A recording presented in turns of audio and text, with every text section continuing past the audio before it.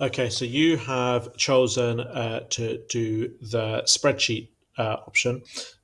So what we're going to do is imagine you are running an event, and this will be a big community event where you're trying to get loads of different people from all different parts of the community. So we're talking about different age groups, different religions, different cultures, different backgrounds, different sort of types of schools. So we could be looking at people who could be going to the private schools as well as public schools. Um, all sorts of people around the whole community. We're trying to bring the community together. All right.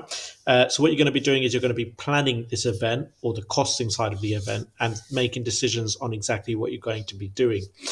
Um, so I've created a spreadsheet for you where I've got a few different worksheets, which you can see across the bottom. This will be the summary worksheet. So this is where we can bring everything back and summarize everything that we have going on.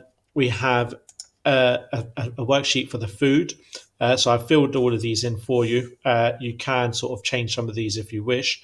And what you're going to be doing is you're going to be looking at the different costs for the food. Now, obviously, if you're only expecting to have 10 people at your event, um, you would only obviously buy enough chicken burgers for those 10 people. If you're having 1,000 people, you would buy enough for the 1,000 people. So we're going to be looking at the costings for everything to do with the event. In terms of food. Now, some of these things, if you want to look at tuna sandwiches, for example, you might want to break these down further into buying either just the whole sandwich ready to go, or you may decide to break this down into the actual bread, the butter you may put on it, as well as the different portions of tuna, possibly some salad as well. It's up to you. We've got the attractions as well. So I've also already filled this in for as you know with a bouncy castle and popcorn machine. You may want to add even more attractions to this.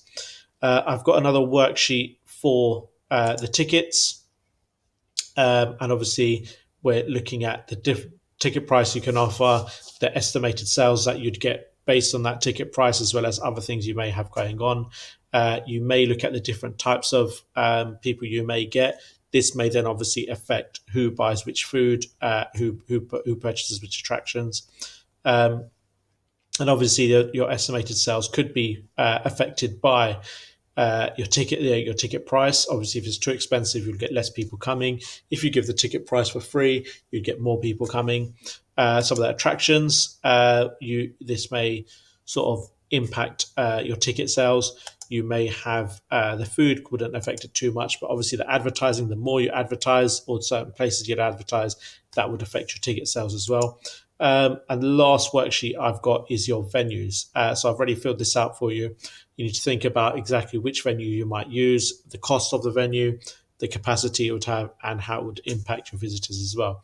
So this over here, you may have the impact on visitors. We've also got it effect in advertising. This would be the increase that it would have on the number of visitors that you're having. Um, so, I mean, we'll worry about that later on. What I would like you to do for the first lesson is simply try and do a bit of research for me. And obviously, in some places, I may also add a few comments, which you can read through. Research the food items. You may want to research some more attractions as well that you may offer. And if you'd like to complete these, you may need to add certain columns. I have specifically missed out a couple of columns. In actual fact, I have missed out a column here, so you may want to actually add another column there and think about what could go there to help you calculate what you need to calculate. I don't really need the URL, but I've just added a couple of URLs which may help you find some more of your things that you may want to research.